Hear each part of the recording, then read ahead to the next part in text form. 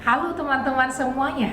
Kali ini saya akan men-sharingkan kepada rekan-rekan sejawat saya modul 1.4 budaya positif. Saya CGP Angkatan 7 2022. Saya Betty Nelis Regar dari SD Immanuel Bandar Lampung. Ini dia yang saya lakukan. Selamat datang di Perguruan Kristen Metodis Indonesia atau disingkat PKMI Immanuel Bandar Lampung.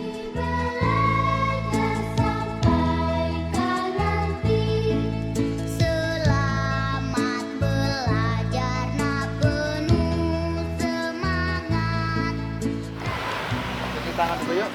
Lalu tentu kau PKMI Immanuel Bandar Lampung yang terletak di lokasi yang sangat strategis dan berdiri di pusat kota Bandar Lampung, beralamat di Jalan Dr. Susilo nomor 6 Bandar Lampung. itulah namanya kau murid budiman.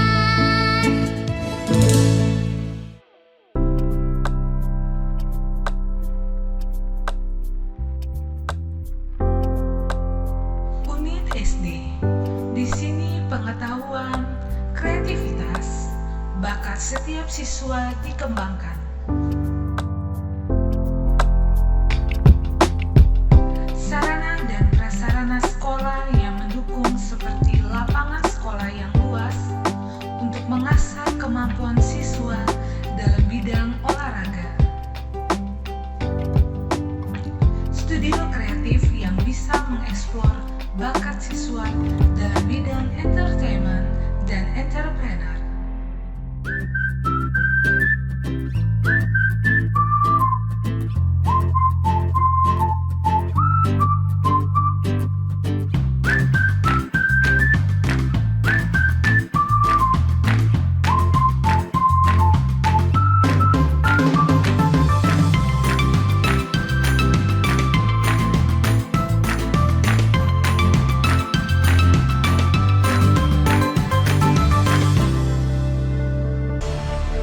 Visi PKMI Immanuel Bandar Lampung adalah menjadi lembaga pendidikan Kristen terbaik di Bandar Lampung.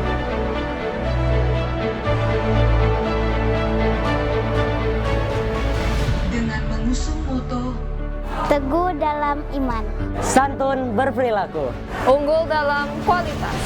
bangkit bersama, maju bersama, mencapai cita-cita bangsa kita. Tuhan beserta kita.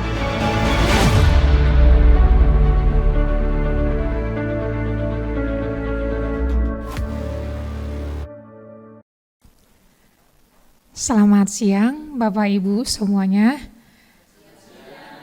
Iya, sebelum acara sharing dan berbagi bersama ini, mohon kesediaannya Bapak Agus untuk memimpin doa pembukaan.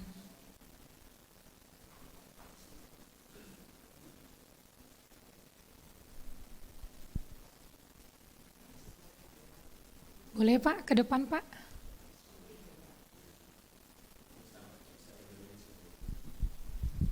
Bapak Ibu, mari kita berdoa. Allah Bapa dalam kerajaan surga, terima kasih Tuhan Yesus untuk siang hari ini kami boleh hadir di tempat ini untuk kami melaksanakan acara pada siang hari ini. Kiranya Roh Kudus-Mu itu boleh hadir di tengah-tengah kami, mengurapi kami semua supaya kami boleh melaksanakan acara ini dan menyelesaikannya dengan hasil yang maksimal. Tuhan sertai kami dari awal hingga akhir. Kami serahkan acara ini hanya di dalam nama Tuhan Yesus Kristus. Amin. Amin. Terima kasih kepada Bapak Agus. Baiklah, Bapak Ibu semuanya, Assalamualaikum warahmatullahi wabarakatuh. Shalom. Om Swastiwastu, Namo Buddhaya, salam kebajikan. Tabi pun. Baik, saya ucapkan terima kasih banyak buat teman-teman semuanya yang sudah memberikan waktu untuk kita boleh bersama sharing dalam modul yang akan saya sharingkan bersama teman-teman semua. Teman-teman semua, kalau saya berdiri di sini bukan mau mengguruin guru, seperti itu teman-teman. Tetapi karena memang ada tugas yang harus kami lakukan untuk men-sharingkan pengimbasan berupa aksi nyata dari modul 1.4. Ya, Bapak Ibu semuanya, yang menjadi sharing modul 1.4 ini adalah budaya positif. Kenapa ini diangkat? Karena memang dalam budaya positif ini sangat berperan nanti untuk keberhasilan dalam proses pembelajaran, untuk menghasilkan pelajar-pelajar yang sesuai dengan profil pelajar Pancasila. Seperti itu ya Bapak Ibu ya. Sebelum jauh lebih lagi, kembali saya ulangi, meskipun sudah kenal supaya semakin kenal gitu ya dengan guru penggerak tentunya. Perkenalkan, saya Betty Nelly Siregar, saya CGP Angkatan 7 2022. Berdasarkan skedulnya dari bulan Oktober kami sudah masuk dalam program pendidikan ini dan nanti akan berakhir sampai dengan bulan Juli. Seperti itu, mudah-mudahan atas dukungan dan doa dari teman-teman semuanya nanti bisa berjalan dengan baik. Dan harapannya teman-teman yang lain juga segera ikut. Begitu nanti buka program guru penggerak ini kembali, harapannya teman-teman juga segera bergabung untuk mendaftar menjadi CGP dalam angkatan yang berikutnya. Amin. Baik. Bapak Ibu, kalau nanti saya terlalu cepat berbicaranya, boleh nanti di-cut ya, untuk boleh mengulangi kembali. Ini sifatnya kita sharing, ini sifatnya sharing, diskusi. Jadi enggak terlalu formal-formal banget harus gimana gitu ya, Bapak Ibu ya.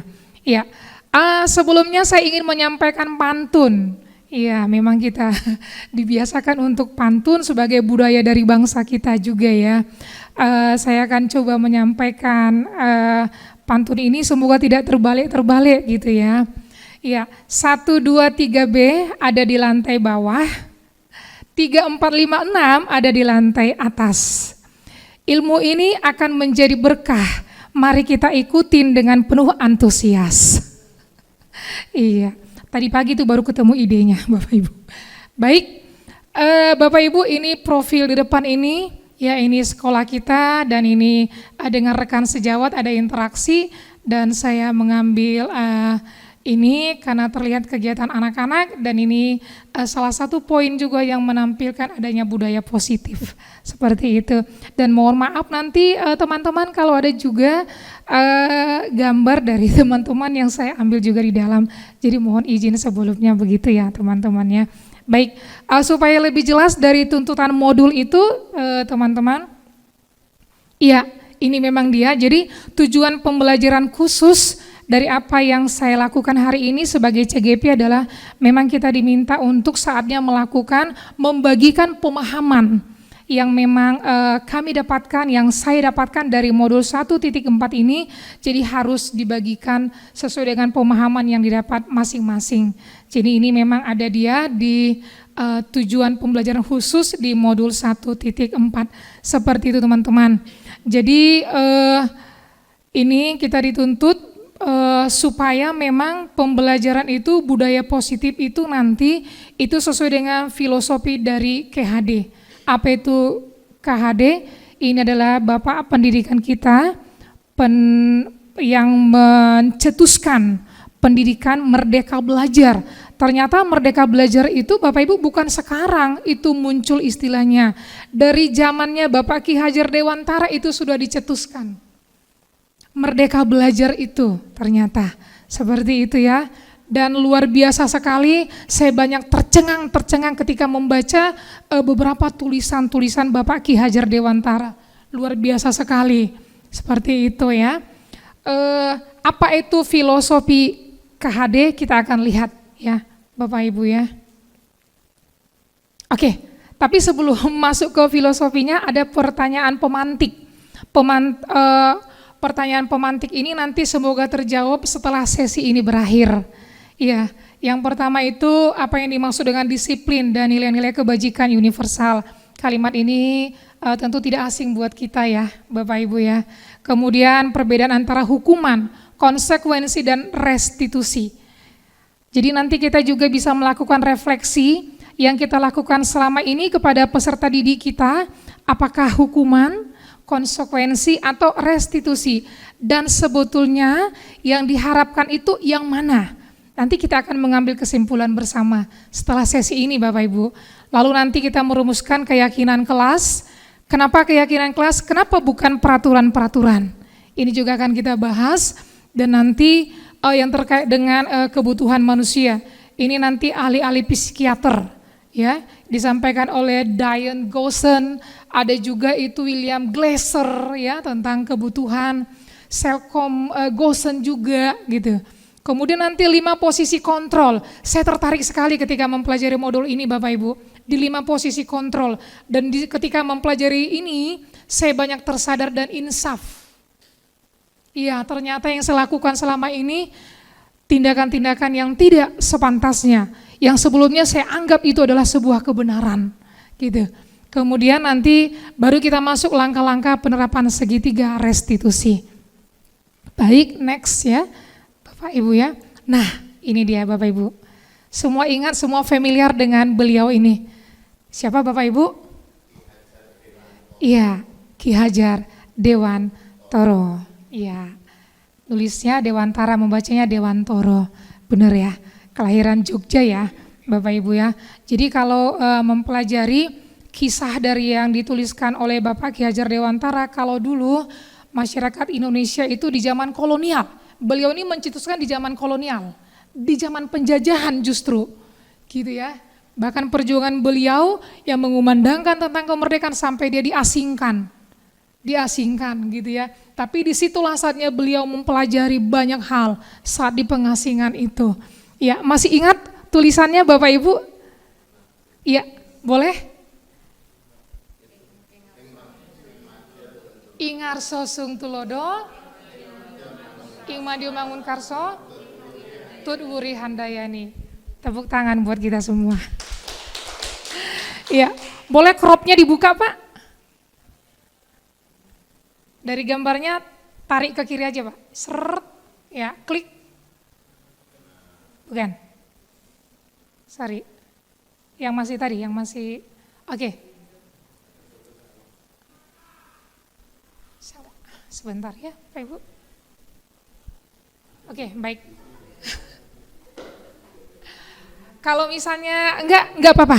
Oke, yang jelas tadi sudah disebutkan. Sudah disebutkan tadi ya, 3 tulisan Ki Hajar Dewantara. Jadi sebetulnya teman-teman ini sharing ya apa yang kita dapat gitu ya. Ki Hajar Dewantara itu dari awal itu sudah mengatakan seperti ini, bahwa maksud dari pendidikan itu sebetulnya adalah menuntun.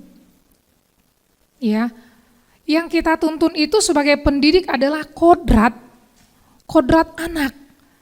Intinya adalah tumbuh kembangnya anak. Kita menuntun tumbuh kembangnya anak. Jadi kita tidak akan pernah bisa mengubah kodrat anak. Gak akan pernah bisa. Gitu. Dari sejak lahir setiap individu itu sudah punya kodratnya masing-masing. Jadi tugas kita sebagai pendidik hanyalah sebagai menuntun tumbuh kembang kodratnya anak. Seperti itu. Bisa ya Bapak Ibu ya. Nanti materinya bisa slide-nya saya share lagi di grup apabila Bapak Ibu membutuhkan. Seperti itu ya. Jadi maksud pendidikan menuntun segala kodrat yang ada pada anak-anak agar mereka dapat mencapai keselamatan dan kebahagiaan yang setinggi-tingginya. Baik itu sebagai anggota masyarakat maupun sebagai manusia, sebagai individu maupun sebagai anggota masyarakat. Itulah sebetulnya maksud dari pendidikan itu. Itu yang disampaikan dasar pemikiran dari Ki Hajar Dewantara. Kemudian Ki Hajar Dewantara juga mengibaratkan bahwa seorang pendidik itu diibaratkan sebagai seorang petani ataupun tukang kebun. Ya, yang merawat tumbuhnya tumbuhan tersebut, ya, memberikan pengairan yang cukup, kemudian mencegah supaya tanaman tersebut terhindar dari hama dan lain sebagainya, sehingga hasil panennya pun maksimal. Kita lihat pada slide yang berikutnya. Nah, ini Bapak Ibu, ya. Jadi pendidik itu diibaratkan sebagai seorang petani. Ini dia, atau tukang kebun, dan peserta didik itu diibaratkan seperti benih-benih ini. Mari kita lihat Bapak Ibu, ini sebagian tampilan dari peserta didik kita yang di sini ini pun sudah beraneka ragam. Tentu mereka masing-masing berbeda kodratnya masing-masing, berbeda kemampuannya, berbeda powernya, seperti itu. Oleh karena itu, mendidik anak sesuai dengan kodrat alam dan kodrat zaman. Inilah yang mendasari pembelajaran dalam kurikulum Merdeka Belajar. Ya, perlakuan setiap anak ini pasti berbeda-beda, sama seperti tanaman ini Bapak Ibu. Seorang petani akan memberikan perlakuan yang berbeda ketika menanam jagung. Tentu tidak akan sama caranya dengan ketika petani tersebut menanam benih-benih ataupun biji-biji yang lainnya. Akan berbeda perlakuannya. Ya, demikian pun pendidik itu memberikan perlakuan yang berbeda kepada setiap anak-anak. Untuk dia boleh mencapai pertumbuhan yang optimal. Jadi, Ki Hajar Dewantara tidak mengatakan anak itu terlahir seperti kertas putih. Tidak menganut teori tabula rasa. Gitu. Jadi sebetulnya anak-anak itu sudah terlahir seperti kertas putih yang sudah dipenuhi dengan tulisan-tulisan. Ya, yang sudah dipenuhi dengan potensi-potensi. Jadi kalaupun anak bisa mencapai sesuatu, ingatlah teman-teman bahwa sesungguhnya mereka sudah punya potensi itu, bukan karena kecakapan kita. Seperti itu. Ini bisa kita terapkan di rumah, ya. Saya juga mencoba menerapkannya di rumah terhadap anak-anak saya dan juga yang terlebih kepada peserta didik kita. Ya. Cara mengajar kita yang kita anut misalnya masih cara mengajar anak-anak di tahun 2015. Sementara anak-anak sekarang kalau kita masih memakai cara 2015 ke tahun 2022 udah nggak connect, udah nggak bisa Bapak Ibu. Benar ya teman-teman ya. Anak-anak sekarang itu digital native. Mereka terlahir di era digital native. Sementara zaman kita dulu tidak tersentuh oleh digital. Sudah pasti cara perlakuan kita pun dalam mendidik mereka berbeda. Ya, jadi Merdeka Belajar itu menurut Ki Hajar Dewantara adalah pembelajaran yang berpihak kepada murid, bukan berpihak kepada guru. Jadi pembelajaran itu bukan pembelajaran yang membuat kita nyaman aja sebagai guru. Padahal murid kita nggak nyaman dengan cara kita. Jadi Merdeka Belajar itu adalah pembelajaran yang kita sajikan adalah pembelajaran yang berpihak kepada murid. Yang memang membuat anak-anak kita nyaman, bukan kitanya yang nyaman. Itu yang disampaikan oleh Ki Hajar Dewantara. Luar biasa sekali. Ya, filosofi dari Ki Hajar Dewantara. Oke, baik. Nextnya kita lihat lagi ya, Bapak Ibu. Ya, ini tadi pemaparan yang sudah saya sampaikan tadi ya, Bapak Ibu ya. Ya, dalam menuntun kodrat anak mengibaratkan peran pendidik seperti seorang petani. Seperti itu. Next kita lihat lagi. Nah, ini dia. Ini yang menjadi inti dari sharing kita hari ini Bapak Ibu. Kenapa tadi itu saya tayangkan dulu slide sebagai pengantar supaya kita paham hubungannya bahwa budaya positif ini yang akan ditanamkan di kelas, di sekolah kita itu sesuai dengan filosofinya Ki Hajar Dewantara. Seperti itu. Bapak Ibu, budaya positif ini apa sih sebetulnya? Apa yang faktor-faktor apa saja yang mempengaruhi supaya nanti budaya positif ini bisa tercapai? Ini poin-poin ini nanti yang mau kita selesaikan Bapak Ibu, ada 6 poin. Yang pertama ada nanti disiplin positif dan nilai-nilai kebajikan universal. And then kemudian motivasi, hukuman, penghargaan, restitusi. Ini atau dengan kata lain ini tadi pertanyaan pemantik yang sudah tadi saya sampaikan. Sekilas Bapak Ibu penjelasannya dari masing-masing ini dia. Oke, ini mungkin kurang terlalu jelas ya, tapi nanti kita akan satu persatu kita akan kupas. Satu persatu akan kita kupas yang merupakan mind map. Ya, mind map dari budaya positif ini. Oke, supaya teman-teman jangan bosan dulu. Ayo kita bermain dulu sebentar. Ya. Ini permainan judulnya adalah cobalah buka. Ya, kita mau lihat dulu nanti. Ini langsung kita bisa merefleksi masing-masing. Bisa berpasangan, Bapak Ibu, teman-teman berpasangan gitu. Jadi yang satu berperan sebagai A, yang satu berperan sebagai B. Si A nanti akan mengepal tangannya dan bayangkan Bapak Ibu, yang di kepalan tangan Bapak Ibu ini adalah barang yang begitu bernilai, barang yang begitu berharga buat Bapak Ibu. Dan teman si B nanti akan membujuk, terserah caranya bagaimana, boleh dengan cara menghardik atau dengan cara memplototin gitu ya, untuk bisa membuka genggamannya. Jadi satu sebagai A, satu sebagai B. Gimana Bapak Ibu, bisa kira-kira paham? Bisa kira-kira? Ya, ini langsung kita sorot ya Pak ya kepada audiens ya. Baik, silakan Bapak Ibu dengan teman sebelahnya. Ya, satu mengepal tangannya, yang satu membujuk, dan setelah itu nanti gantian. Ini waktunya 30 detik. Kita hitung ya. Iya. Tangan satu aja boleh. Iya. Iya. Jadi masing-masing 15 detik ya. Sebagai A 15 detik, sebagai B 15 detik. Ya, silakan mulai.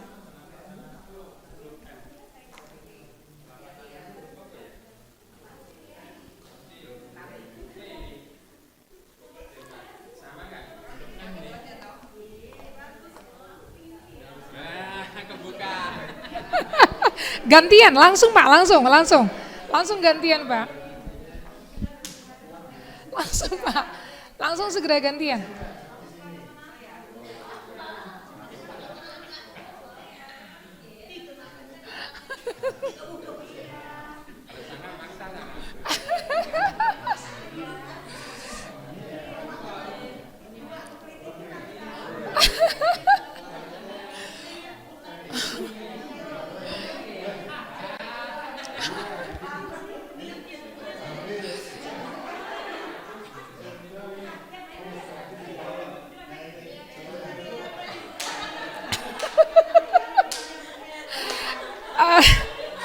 Oke, time is over. Baik.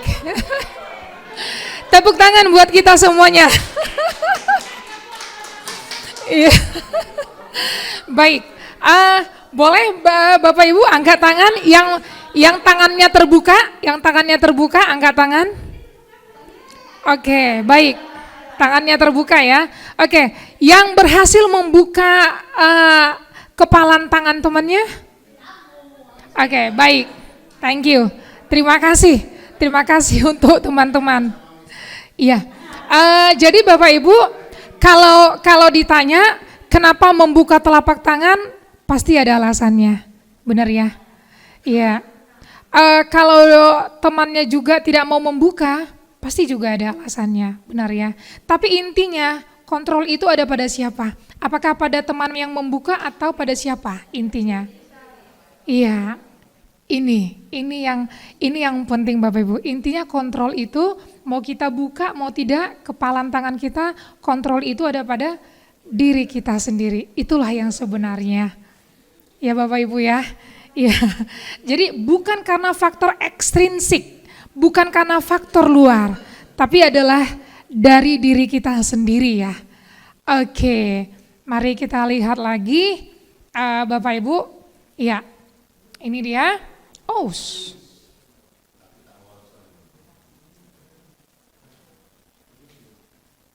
kok makin maju ya? Coba ke slide yang tadi. Baik, nah ini saya sengaja ngambil, saya udah izin melalui kepala sekolah ngambil Moksanim ya. Dalam budaya positif. Jadi saya menyimpulkan Bapak Ibu bahwa budaya positif ini bisa terbentuk apabila lingkungannya positif. Dalam lingkungan positif ini ya, akan terbentuk ketika ada penerapan disiplin. Ketika lingkungan positif sudah terbentuk, kemudian penerapan disiplin itu akan membentuk budaya positif, gitu ya.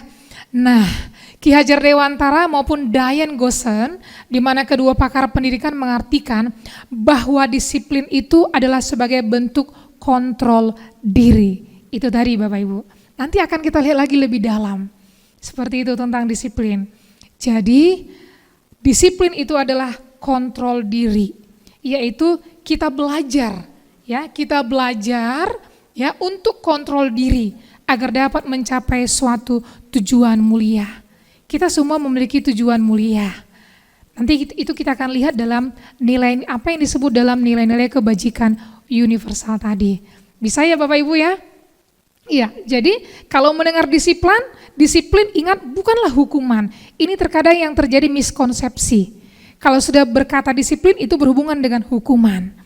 Tetapi yang sesungguhnya itu adalah kontrol diri, bentuk kontrol diri kita masing-masing. Ya, next.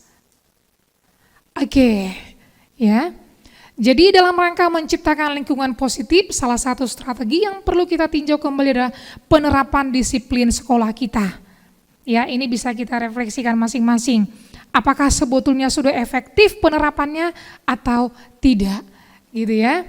Jadi seperti tadi yang sudah kita katakan tadi, ya, apa sesungguhnya disiplin seperti itu ya, dan apa hubungannya dengan nilai kebajikan. Nah, Ki Hajar Dewantara seperti tadi yang sudah kita sampaikan bahwa pendidikan itu bahwa disiplin itu diartikan sebagai bentuk kontrol diri. Nah, tujuan mulia di sini Bapak Ibu ya mengacu kepada nilai-nilai atau prinsip-prinsip mulia yang dianut seseorang, dan itulah yang kita sebut dengan nilai-nilai kebajikan universal. Ya, terlepas dia dari suku apa, budayanya apa, agamanya apa, bahkan bangsa apapun dia. Kita meyakini bahwa semua manusia memiliki sifat-sifat positif. Ya, terlepas dari suku, agama, bangsa apapun itu, dan itulah yang kita namakan nilai-nilai kebajikan universal tadi. Seperti itu ya. Baik,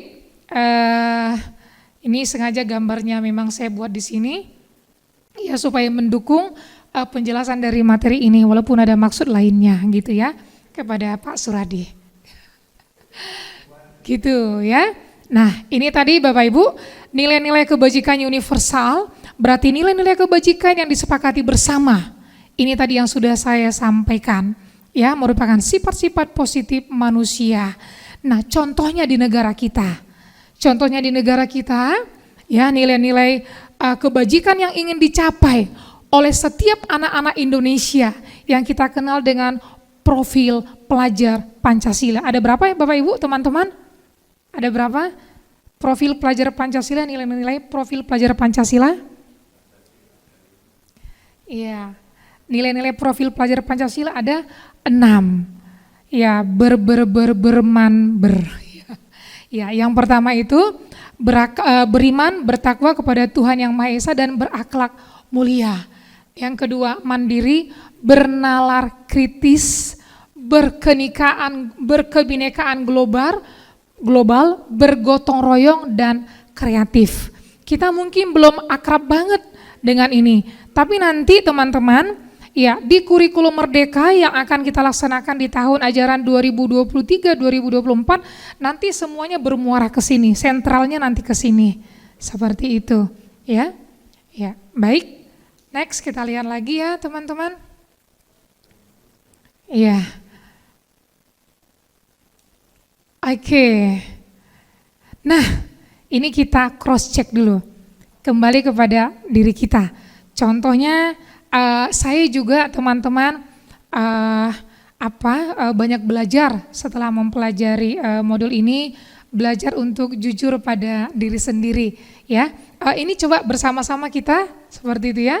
Sebagai seorang pendidik pada suatu hari kita diundang untuk melakukan suatu suatu acara lah, katakanlah seperti acara seperti ini Bapak Ibu.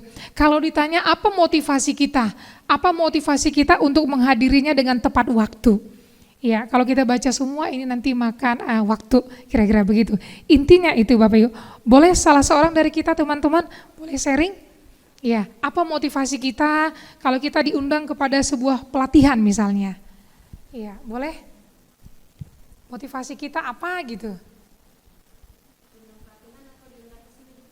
Iya, diundang ke sini boleh, anggaplah ini juga sebuah pelatihan gitu.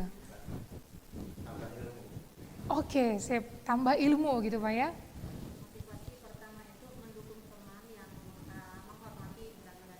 Oke, baik.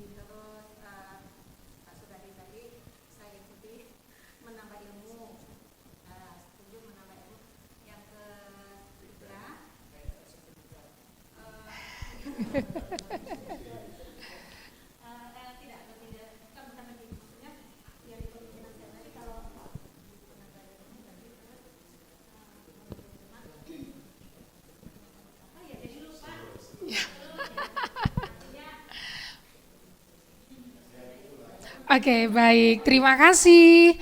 Teman-teman yang lain, apa yang memotivasi kita untuk melakukan menghadiri sebuah pelatihan tersebut gitu? Boleh dari sebelah sini tadi sudah? Iya, apa Pak? Kalau menurut saya ingin mengetahui atau menambah diri kita tentang hal-hal yang baru. Oke. Hal-hal yang baru itu dengan seusia seperti saya ini sulit mendapatkannya. Membaca saya sudah malas. Oke. Melihat hal-hal yang baru, apalagi yang berkaitan dengan pembelajaran zaman sekarang, nah mudah-mudahan dapat. Oke, baik. Terima kasih. Jawabannya semua benar teman-teman ya. Ya. Jadi kalaupun kita datang, hadir tepat waktu, intinya bukan karena orang lain ya teman-teman ya. Tapi memang karena ada itu tadi kontrol dari diri kita. Bahwa memang kita datang tepat waktu, menghadiri undangan tepat waktu karena memang kita menghargai diri kita sendiri. Seperti itu.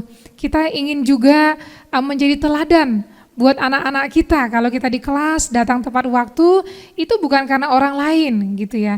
Tapi memang karena kita memang ingin menjadi teladan. Kita menghargai diri kita sendiri, menghargai waktu dan ingin menjadi teladan buat anak-anak kita. Tepuk tangan buat teman-teman semuanya. Iya. Ya, untuk pengembangan ilmu, pengembangan diri, seperti itu. Bukan karena dipaksa ya Bapak Ibu ya. Iya. Baik Bapak Ibu, mari kita lihat lagi. Wah, oke. Nah, ini yang boleh kita jujur bersama. Ini sama-sama kita sharing ya. Bila di sekolah kita misalnya tidak ada lagi memberikan teguran kepada karyawan ataupun guru yang terlambat. Misalnya mau datang jam berapapun, gurunya nggak ada lagi teguran misalnya dari pimpinan atau dari atasan. Bagaimana? Apakah kita masih hadir di sekolah tepat waktu teman-teman? Iya. Tepuk tangan dulu buat kita. Luar biasa. Apa alasannya teman-teman? Kenapa kita masih tetap hadir tepat waktu? Iya, baik. Luar biasa jawaban yang sungguh mulia. Karena kita menghargai waktu ya yang diberikan, kita menghargai diri kita sendiri dan kita juga memberikan tanggung jawab kita kepada atasan kita, kepada sesama teman dan juga kepada peserta didik kita. Wah, luar biasa sekali. Tapi kayaknya masih ada teguran ya bagi yang terlambat ya. Sesungguhnya yang merdeka itu nggak ada lagi teguran-teguran gitu ya. Merdeka, kalau masih ditegur-tegur itu belum merdeka Bapak Ibu. Ya, itu tadi kembali ke awal. Ya, bentuk kontrol diri belum dapat seperti itu. Next, kita lihat lagi. Nah, saat ini mari kita lihat dengan hal-hal tadi yang sudah kita pelajari bersama, kira-kira nilai-nilai kebajikan apa yang kita rasakan penting saat ini untuk ditanamkan pada murid-murid di kelas kita masing-masing. Penerapannya di kelas baru ke sekolah, Bapak Ibu. Ya, ini selama ini saya juga nggak paham dengan hal ini Bapak Ibu. Ya, setelah mempelajari modul ini saya juga belajar, saya baru masuk ke kelas 6B langsung saya terapkan.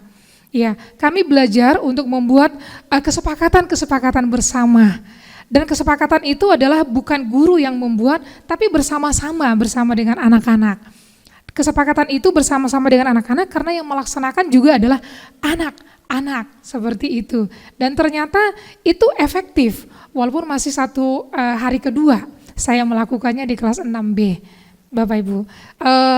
Bapak Ibu, mari kita sepakati bersama masing-masing nilai-nilai kebajikan universal yang menjadi nilai-nilai keyakinan kelas kita masing-masing.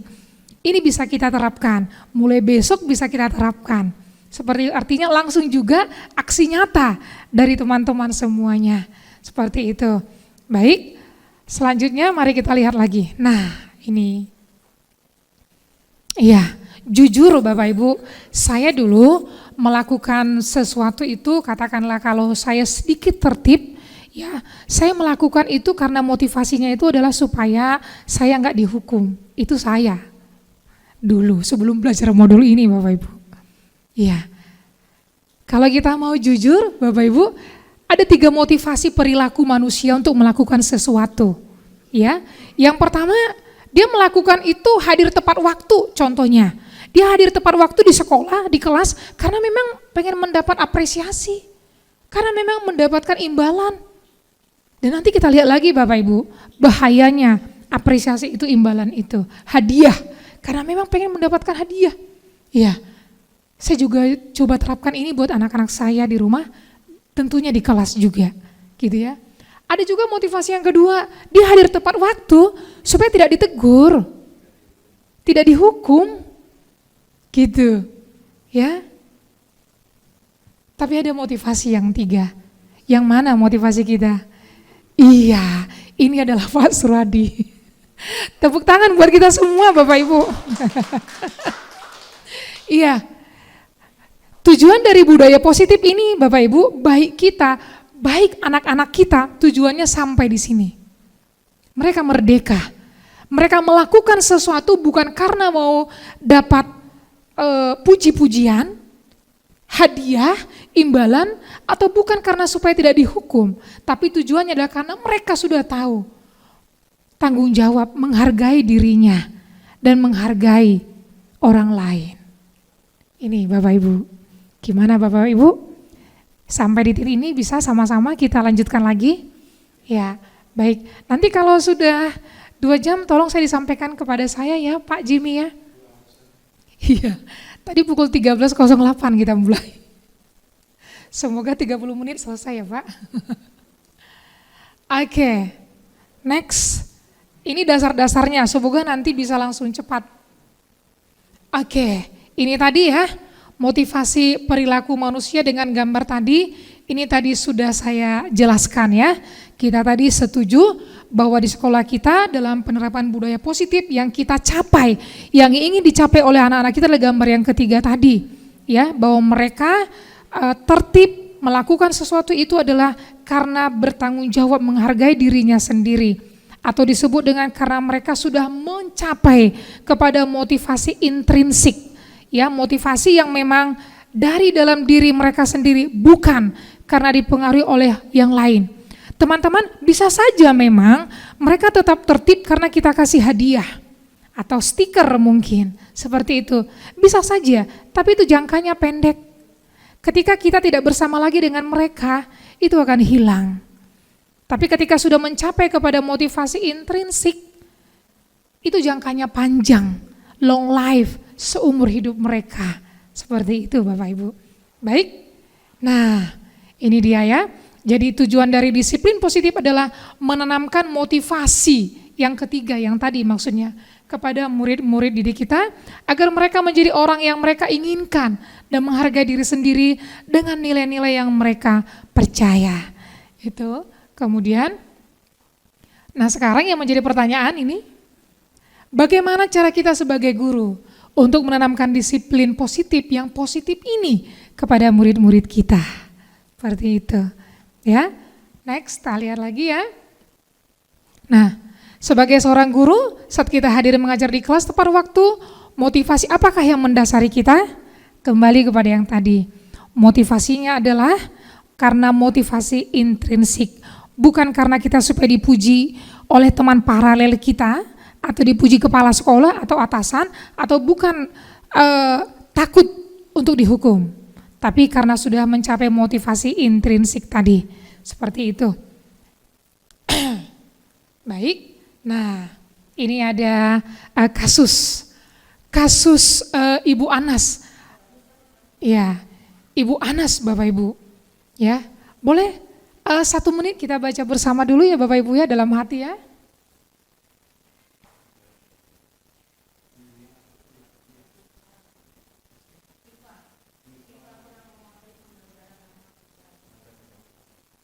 Iya.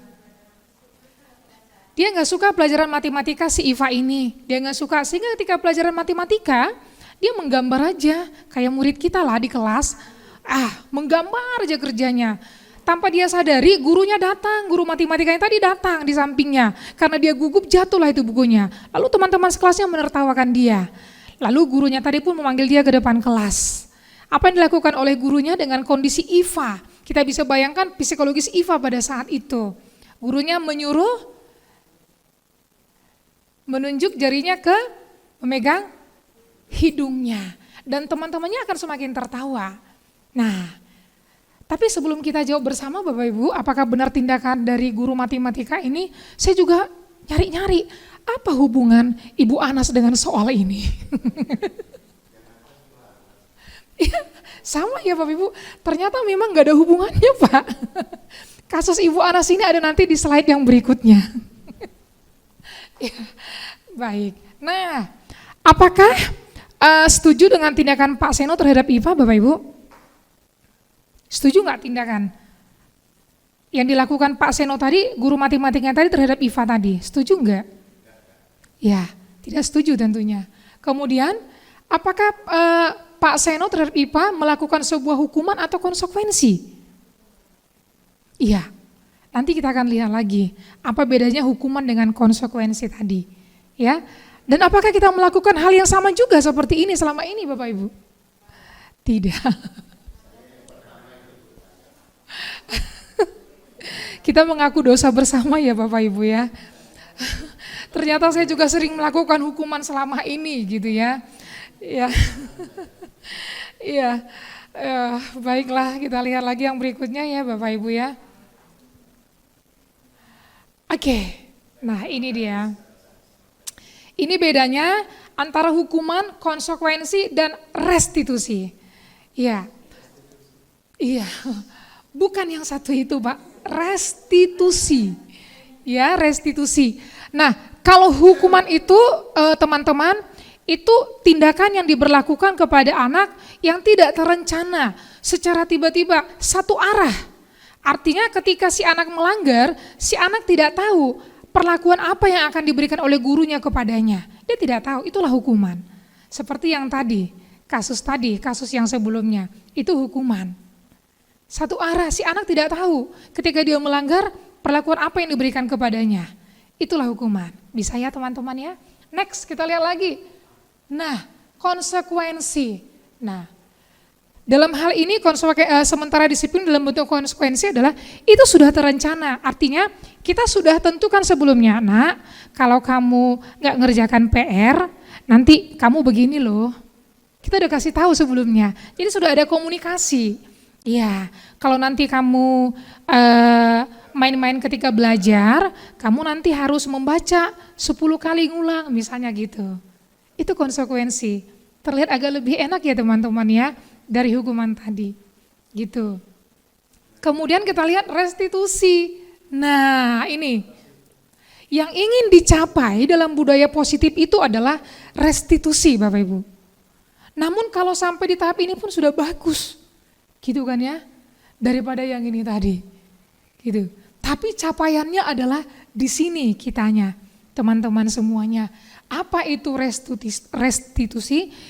Restitusi itu adalah, saya pakai dengan pemahaman bahasa saya ya teman-teman. Itu adalah suatu proses atau suatu keadaan yang diciptakan oleh guru ketika murid bersalah, jadi murid diberikan kesempatan mempersilakan murid untuk mencari solusi penyelesaiannya.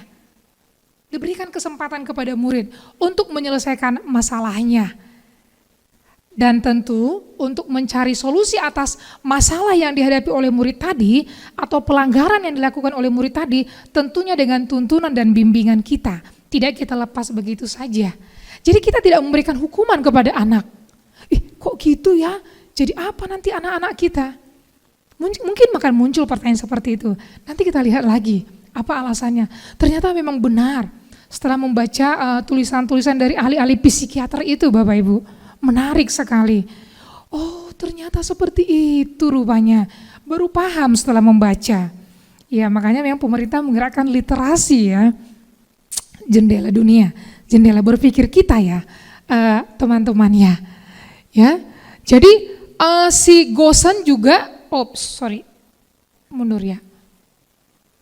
Yang tadi boleh nggak? Oke, si Gosen juga ya ini tadi mengatakan bahwa restitusi itu merupakan proses kolaboratif yang mengajarkan murid untuk mencari solusi untuk masalah mereka dan membantu berpikir tentang orang seperti apa yang mereka inginkan nanti. Sehingga teman-teman, ketika anak berbuat salah, dia akan kembali ke kelompoknya dengan karakter yang lebih kuat lagi. Dengan kata lain, belajar dari kesalahan. Ya, ternyata itu ucapan yang disampaikan oleh si Gosen ini Bapak Ibu. Belajar dari kesalahan itu. Itu yang disampaikan oleh ahli psikiater Gosen. Seperti itu ya. Oke, baik teman-teman, mengenai hukuman, konsekuensi, restitusi, bisa kita lanjutkan? Oke, sip. Kita lihat lagi ya. Nah, yuk sama-sama dulu kita lihat. Ini. Mencatat 100 kali dalam buku kalimat, saya tidak akan terlambat lagi karena terlambat sekolah. Ini perlakuan yang diberikan oleh pihak sekolah, hukuman, konsekuensi, apa restitusi? Hukuman. Jadi ternyata gak baik ya. Hukuman diberikan ternyata masalah gak selesai. Gitu. Lari mengelilingi lapangan basket 2 kali karena terlambat hadir di sekolah. Hukuman. Oke, next. Berjemur di lapangan basket pukul 12 siang karena ngobrol dengan teman. Hukuman. Gitu. Berdiri di depan kelas sambil mengangkat kaki satu karena tidak bisa menjawab pertanyaan. Hukuman. Dan selama ini sering kita berikan seperti ini. Murid kita mungkin enggak, tapi zaman kita dulu mengalami ya Bapak Ibu. Oleh guru kita. Iya. Oleh karena itu kodrat alam dan kodrat zamannya sudah berbeda. Itu tadi, ya. Walaupun ada tulisan piye, enakan zamanku toh. Iya. Kemudian membersihkan tumpahan air di meja tulis karena tersenggol pada saat belajar. Gimana Bapak Ibu? Iya, konsekuensi. Karena udah harus tahu namanya dia menyenggol itu dan basah. Ya, tumpahan air ya harus diinikan, harus dibersihkan gitu ya. Kemudian kehilangan 10 menit jam istirahat untuk mengerjakan tugas karena terlambat datang dan tertinggal pelajaran selama 10 menit. Konsekuensi gitu. Sip. Next slide ya teman-teman ya. Oke. Ya ini dia. Ini kasus, ini sebagian teman-teman saya juga pernah merasakannya. Baru di sini Pak ada hubungannya kasus Ibu Anas tadi. Ya, jadi kasusnya intinya ibu-ibu, teman-teman, bapak-bapak juga, bukan cuma ibu-ibu gitu ya. Ibu Anis ini guru kelas 2 SD, ada masalah. Masalahnya itu adalah kalau udah jam istirahat itu, kalau mau masuk ke kelas itu nggak tertib. Biasa ya, sehingga Ibu Anas ini membutuhkan waktu yang cukup lama supaya anak-anak ini bisa tertib. Sehingga muncullah ide Ibu Anas mengandalkan ding-deng stiker bintang. Yang tertib dapat stiker bintang. Logis juga ya teman-teman ya, kasih stiker bintang. Nah, dan memang alhasil berhasil. Ya, anak-anak tertib. Tapi yang terjadi adalah pada suatu saat Ibu Anas ini sakit dan terpaksa digantikan oleh Pak Heru. Tadinya mau nulis nama Pak Adam tapi nggak enak saya. Ya, karena sakit Ibu Anas ini digantikan oleh Pak Heru. Dan Pak Heru tidak tahu perlakuan yang diberikan oleh guru sebelumnya, wali kelasnya, supaya menertibkan anak-anak. Dan apa yang terjadi? Karena nggak ada stiker bintang tadi, anak-anak kembali. Masalah itu muncul kembali. Iya, karena nggak mendapatkan stiker bintang terjadi masuk ke kelas dengan tidak tertib. Nah ini Bapak Ibu. Jadi berdasarkan teori motivasi yang telah kita pelajari pada slide sebelumnya, kira-kira motivasi murid kelas 2 tertib itu karena apa Bapak Ibu? Teman-teman. Imbalan. Ada sesuatu yang mereka dapat. Jadi sampai titik ini sementara kita bisa mengatakan ternyata itu tidak kurang tepat, kurang efektif. Gitu, ya. Walaupun memang jangka pendek berhasil. Tapi untuk jangka panjangnya, iya seperti itu. Bisa ya teman-teman? Adakah cara lain agar murid-murid tadi, iya, kok balik lagi ya Pak? Oke, apakah ada cara lain supaya murid-murid bisa tertib masuk ke kelas? Karena ini memang problem yang nyata kita hadapin. Gimana teman-teman? Ada nggak cara lain biar murid-muridnya bisa tertib masuk ke kelas tanpa mengandalkan stiker bintang?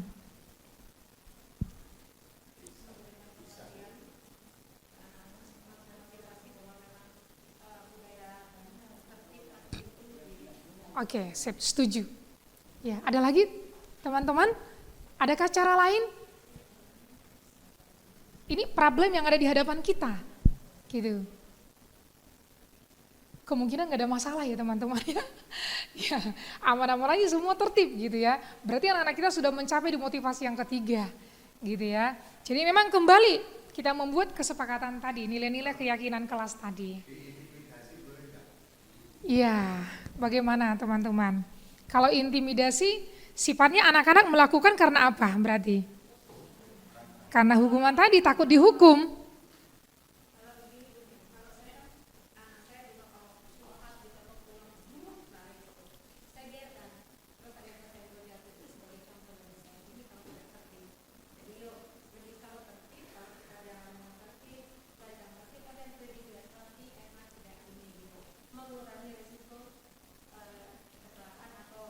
Iya, iya. Iya.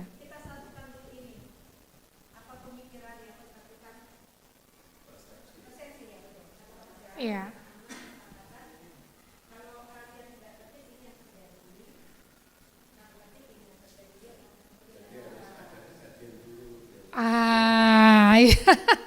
Iya kalau hanya jatuh biasa Pak ya, kalau sampai parah gitu. Nah, oke, itu iya. Ya, oke baik, iya. Tentu guru punya alasan kenapa juga melakukan hal seperti itu. Tapi kembali kita kepada yang tadi, ya, yang kita arahkan itulah anak-anak ketika dia tahu menghargai dirinya. Kenapa harus tertib? Dia tahu dia menghargai dirinya dan orang lain, sehingga dia harus tertib. Ya, yang tadi kejadian-kejadian tadi bisa saja itu memang mendorong anak untuk tertib, tapi tetap sifatnya itu jangka pendek. Seperti itu, tetap jangkanya pendek, bisa saja teman-teman. Tapi yang kita arahkan adalah anak-anak kembali kepada tadi, disiplin itu bentuk kontrol diri tadi. Seperti itu. Ya, next. Baik teman-teman, nah. Ya, saya juga baru tahu teman-teman, kalau nggak membaca lagi-lagi saya bilang saya nggak bakalan tahu. Ternyata ini menurut si Alfikon, ya, saat kita berulang kali menjanjikan memberikan hadiah kepada anak di rumah ataupun peserta didiknya, sebetulnya kita sedang berasumsi, kita sedang berasumsi bahwa anak tersebut tidak mampu melakukannya. Nah, ini dia. Tidak dapat melakukannya.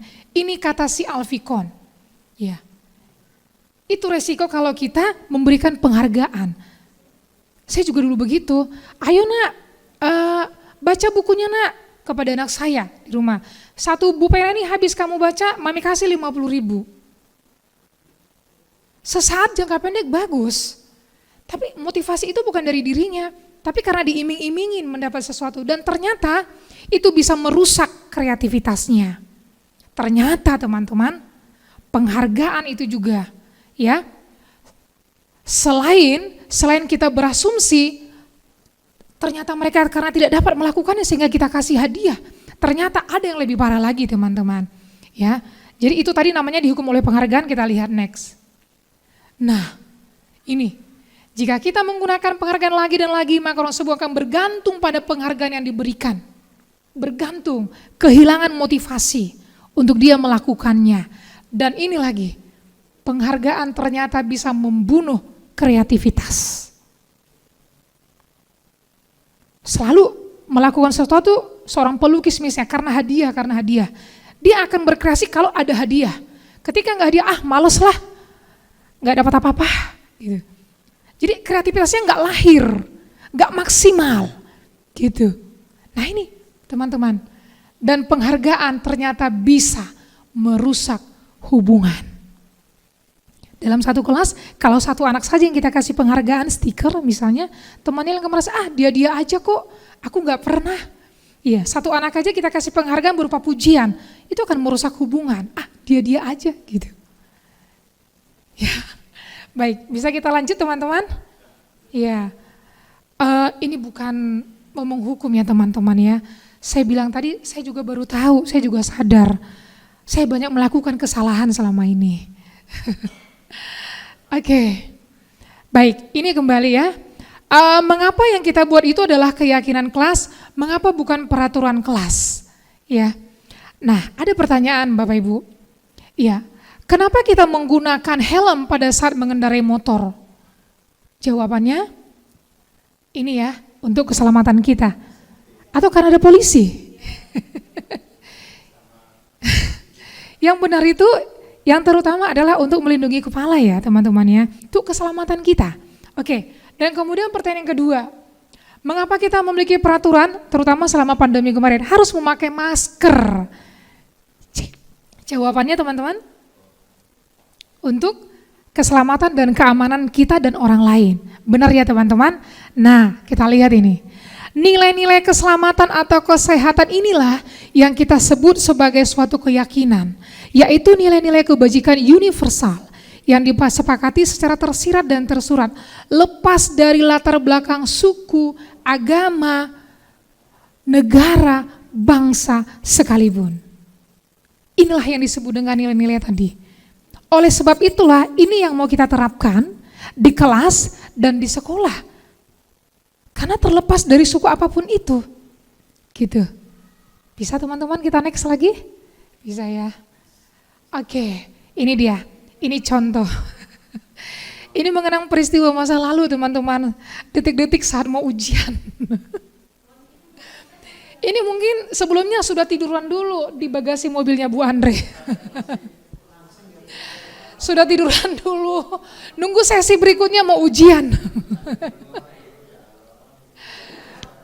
Tapi teman-teman fokus kita bukan di sini ya.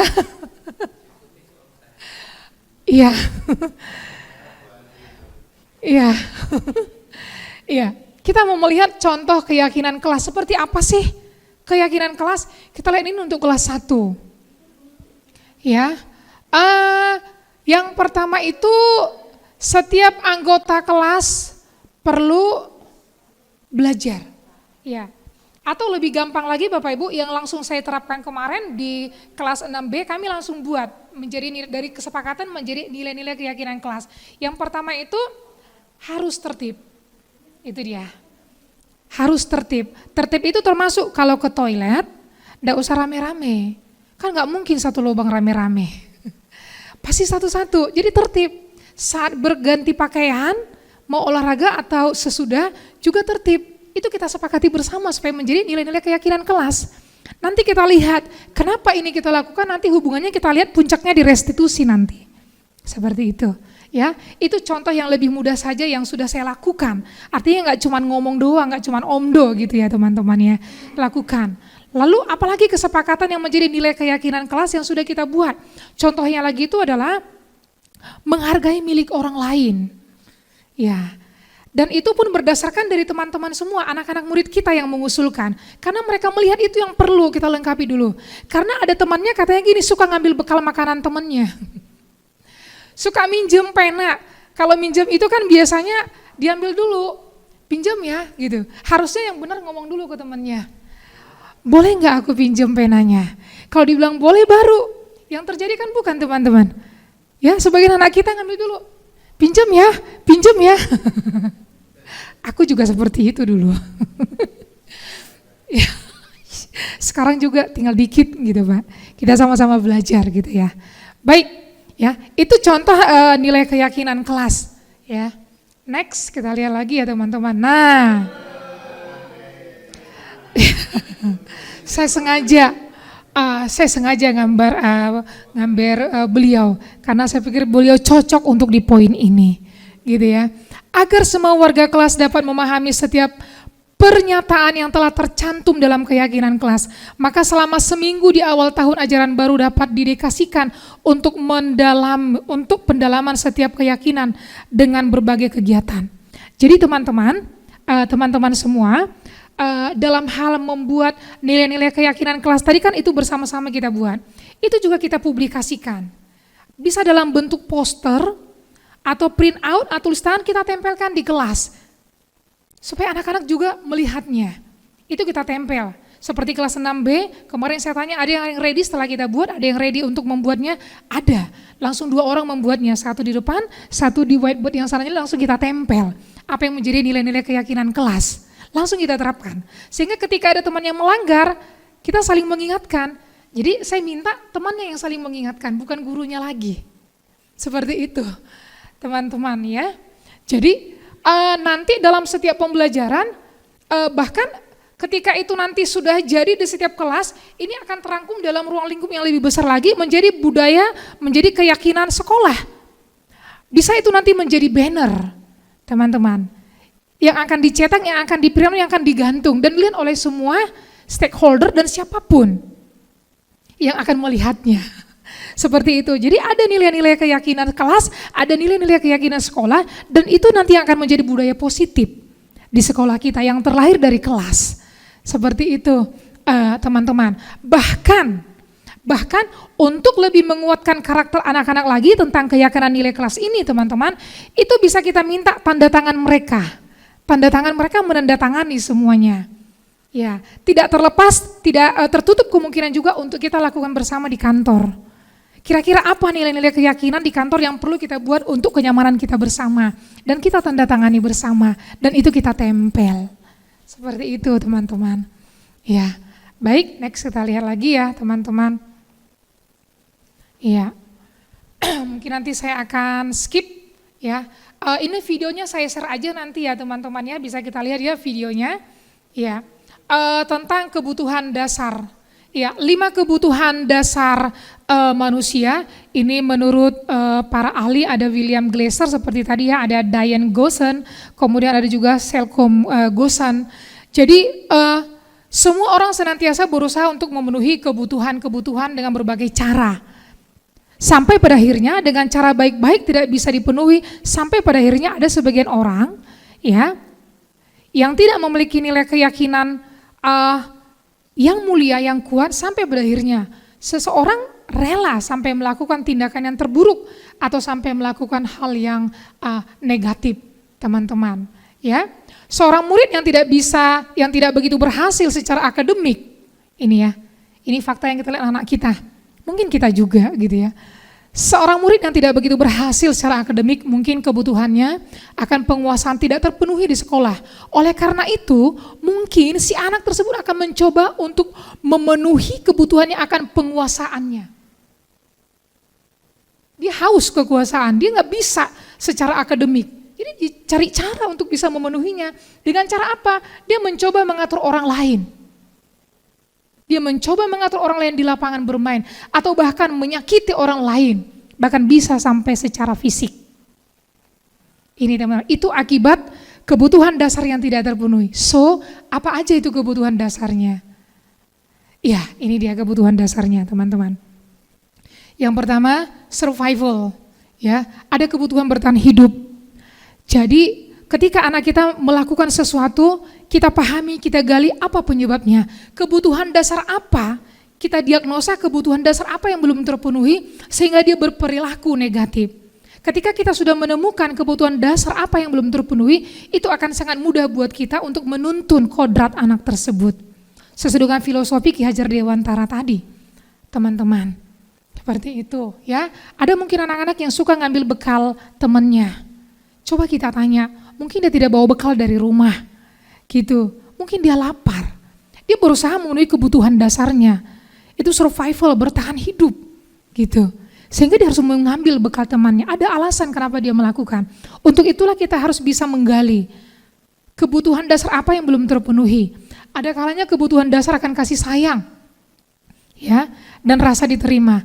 Anak pendiam sekalipun, ya, kata ahli psikiater itu, anak pendiam sekalipun, dia pengen bisa diterima di kelompoknya. Seperti itu ya. Lalu freedom, ya, kebebasan, kemudian kebutuhan dasar kesenangan, dan kebutuhan dasar penguasaan ataupun power. Ini tadi ya, ketika seorang murid melakukan suatu perbuatan yang bertentangan dengan nilai-nilai kebajikan atau melanggar peraturan, hal itu sebenarnya dikarenakan karena mereka gagal memenuhi kebutuhan dasar hidup mereka. Itu alasannya. Ya, next kita lihat lagi. Nah, ini ada kasus, ya, ada kasus, tapi ini kita loncat saja, Bapak Ibu. Saya nanti ada fotokopi di sana, ada yang lebih memudahkan ya untuk menghemat waktu. Iya. Oke. Biasanya Bapak Ibu, seorang penghukum bisa menggunakan hukuman fisik maupun verbal. Orang yang menjalankan posisi penghukum senantiasa mengatakan bahwa sekolah memerlukan sistem atau alat yang dapat lebih menekan murid lebih dalam lagi. Dia berpikiran seperti itu yang tipe penghukum tadi. Guru-guru yang menerapkan posisi penghukum biasanya akan berkata seperti ini. Oke, sebelumnya saya beritahu teman-teman bahwa ini kita udah masuk kepada di mind map tadi 5 posisi kontrol guru. Jadi 5 posisi kontrol guru nanti kita evaluasi bersama ya. Ya, yang pertama itu adalah posisi kontrol penghukum. Nah ini, posisi kontrol penghukum ini seperti ini, Bapak Ibu ya. Biasanya dia berkata seperti ini, patuhi aturan saya, awas, gitu kan. Biasanya menghardik-hardik murid begini. Ya, video penjelasannya begitu teman-teman, bukan saya ciptakan sendiri ini, bukan ya. Itu tipe guru penghukum, membentak anak, menunjuk-nunjuk, bahkan mempelototin. Ya, kamu selalu saja salah. Kata-kata itu ternyata kata-kata dari seorang posisi guru, di posisi kontrol sebagai penghukum, gitu ya. Dengan suara nada tinggi, melotot, dan jari menunjuk-nunjuk menghardik. Ya, kita lihat lagi. Misalnya dia ngomong lagi gini, siswa yang terlambat lagi, pasti terlambat lagi, selalu datang terlambat. Kapan bisa datang tepat waktu? Ngomong begitu ya. Kira-kira kondisi anak di posisi ini nyaman nggak kalau kita bilang begitu? Udah pasti tidak nyaman ya teman-teman ya. Udah pasti tidak nyaman ya. Iya, mau emosinya kita seperti itu, tapi ternyata itu nggak menyelesaikan masalah, gitu, ya. Nah, ini disuruh kita bertanya kepada diri kita, bagaimana perasaan murid bila guru berbicara seperti itu, sambungnya terlambat. Nah, hasilnya teman-teman, guru yang berada di posisi kontrol sebagai penghukum, apa efeknya terhadap siswa, terhadap peserta didik? Wow, mengerikan. Ini hasilnya. Kemungkinan murid ya marah dan mendendam atau bersifat agresif. Kalau sekarang sih di lapangan kita itu jarang terjadi. Tapi kalau dulu kalau kita mendengar cerita-cerita bahkan teman-teman terjadi. Akibat perlakuan yang diterima, apa yang dilakukan murid? Biasanya menggores mobil gurunya, menggembosin ban motor gurunya, atau melakukan tindakan yang lain, itu luapan amarahnya. Dia lebih agresif teman-teman. Dan itu kan tertanam dalam diri siswa. Oleh karena itu sangat tidak disarankan teman-teman. Ya. Dan next, ya, posisi guru sebagai pembuat merasa bersalah. Saya sering melakukan ini teman, jujur. Dulu, sekarang saya belajar. Ya. Dan ini lebih parah lagi efeknya terhadap anak-anak. Parah sekali dampaknya terhadap anak-anak tanpa kita sadari. Ya, pada posisi ini biasanya guru akan bersuara lebih lembut. Lebih lembut, saya rasa itu udah benar, ternyata tidak teman-teman ya. Pembuat rasa bersalah akan menggunakan keheningan yang membuat orang lain merasa tidak nyaman, bersalah, bahkan rendah diri. Kata-kata yang keluar biasanya seperti ini, ibu sangat kecewa sekali dengan kamu. Miss Nelly kecewa loh dengan kamu. Ya. Pak Ridwan kecewa loh dengan kamu, misalnya, gitu ya. Berapa kali Bapak harus memberitahukannya kepada kamu? Berapa kali Bapak harus ngomong? Lompatnya jangan di situ, jauh-jauh nak. Misalnya Pak ini, iya. Kemudian gimana coba? Kalau orang tua kamu tahu kamu berbuat begini, gimana coba? Itu akan membuat anak merasa bersalah. Menggiring anak di posisi bersalah, gitu. Ya. Di posisi ini murid akan memiliki penilaian diri yang buruk tentang diri mereka. Mereka akan merasa tidak berharga dan telah mengecewakan orang lain. Ini lebih parah daripada posisi penghukum tadi, teman-teman. Kalau tadi efek kepada anak, dia masih bisa meluapkan amarahnya, gembosin motor gurunya, ya, mungkin ngambil helm gurunya, atau melempar yang lainnya tanpa sepengetahuan kita. Ini ternyata lebih parah. Ini bisa menyakiti dirinya sendiri justru. Yang seperti ini. Jadi kalau kita melakukan seperti ini membuat anak rasa bersalah, ini yang terjadi pada anak. Nah, kita lihat lebih jelas lagi. Ya, pembuat merasa bersalah, ya. Murid akan merasa bersalah atau mengecewakan ibu atau bapak gurunya. Murid akan merasa menjadi orang yang gagal dan tidak sanggup membahagiakan orang lain. Itu teman-teman. Posisi yang pertama, posisi kontrol penghukum. Yang kedua, posisi pembuat rasa bersalah kepada murid. Dan yang ketiga, ya. Dan yang ketiga kita lihat ini, ya, sebagai teman. Saya yakin teman-teman di sini banyak melakukan posisi kontrol ini sebagai guru. Tapi kita lihat nanti apa yang terjadi, ya. Guru pada posisi ini tidak menyakiti murid. Ya, kalau kita di posisi kontrol sampai di sini aja udah bagus, teman-teman. Ya, sudah bagus. Tapi nanti kita lihat yang lebih bagus lagi. Tapi kita hanya bisa mengontrol murid melalui persuasi. Posisi teman pada guru biasanya negatif ataupun positif. Bisa positif, bisa negatif. Kita lihat. Positif di sini berupa hubungan yang baik terjalin antara guru dan murid. Ya, guru di posisi teman menggunakan hubungan baik dan humor mempengaruhi seseorang. Mereka akan berkata, ayo bantulah demi Bapak ya nak ya, demi Miss Nelly ya, tolong ya nak ya selesaikan ya. Ya sebagai teman gitu ya. Ayo tidak ingat bantuan Bapak selama ini. Ya sudah kali ini tidak apa-apa, nanti Ibu bantu bereskannya. Karena udah sebagai teman. Ya, kita lihat lagi. Hal negatif dari posisi teman adalah bila suatu saat guru tersebut tidak membantu murid itu lagi, dia akan kecewa. Gitu. Dia akan kecewa, ya. Dan ini kata-kata yang muncul nanti. Murid merasa dikecewakan dan tidak mau lagi berusaha. Hal lain yang mungkin timbul adalah murid hanya akan bertindak untuk guru tertentu saja. Hanya kalau guru itu yang nyuruh. Kalau guru yang lain yang nyuruh dia nggak mau. Gitu. Itu hal buruknya. Hal positifnya ada. Seperti yang tadi. Next kita lihat teman-teman lagi. Nah, ini tadi ya. Oke, next. Posisi kontrol sebagai pemantau. Nah, ini kita lihat. Ya, pada saat kita mengawasi, kita bertanggung jawab atas perilaku orang-orang yang kita awasin. Ini teman-teman. Biasanya di posisi kontrol pemantau ini kita mengatakan kepada anak-anak, kita hanya memantau. Kalau ada yang terlambat, ayo ini jam berapa? Ini berdasarkan data-data. Guru posisi kontrol ini biasanya berdasarkan data-data. Ayo, kamu telat, kamu masuk pukul berapa? Sudah tahu kan? Apa resikonya? Jadi hanya sebagai warning, mengingatkan. Ketika anak melakukan pelanggaran, posisi kontrol sebagai pemantau, ini hanya mengawasin. Ini dia. Apa yang telah kamu lakukan? Gitu ya. Sanksi atau konsekuensinya apa? Jadi si anak udah tahu. Jadi guru hanya memantau, hanya mengawasin perilaku si anak tersebut. Seorang pemantau sangat mengandalkan perhitungan ini dia. Catatan, data yang dapat digunakan sebagai bukti atas perilaku seorang peserta didik. Ya, oke, next. Nah ini dia ya. Ini ada percakapan contohnya teman-teman. Sebagai pemantau ya, guru. Adik, tahukah kamu jam berapa kita mulai? Adik yang tahu Pak, gurunya. Kamu terlambat 15 menit. Apakah kamu sudah mengerti konsekuensi apa yang akan kamu terima? Si adik menjawab, sudah Pak, katanya. Ya, saya harus tinggal di kelas pada jam istirahat nanti dan mengerjakan tugas ketertinggalan saya. Gurunya bilang, ya benar, nanti pada jam istirahat kamu harus tinggal di kelas untuk menyelesaikan tugas. Seperti itu, ini posisi kontrol ya di pemantau. Mungkin kita sudah banyak melakukan hal ini ya, Bapak Ibu ya. Tidak penghukum lagi, tidak membuat rasa bersalah kepada anak-anak kita. Nah ini, apa yang didapat anak-anak kita? Murid memahami konsekuensi yang harus dijalankan, itu tadi. Anak sudah tahu apa resiko yang harus diterima ketika melakukan pelanggaran tadi. Oke, next, di posisi kontrol yang terakhir, ini, di posisi manajer, teman-teman. Ini harapannya, ini capaiannya.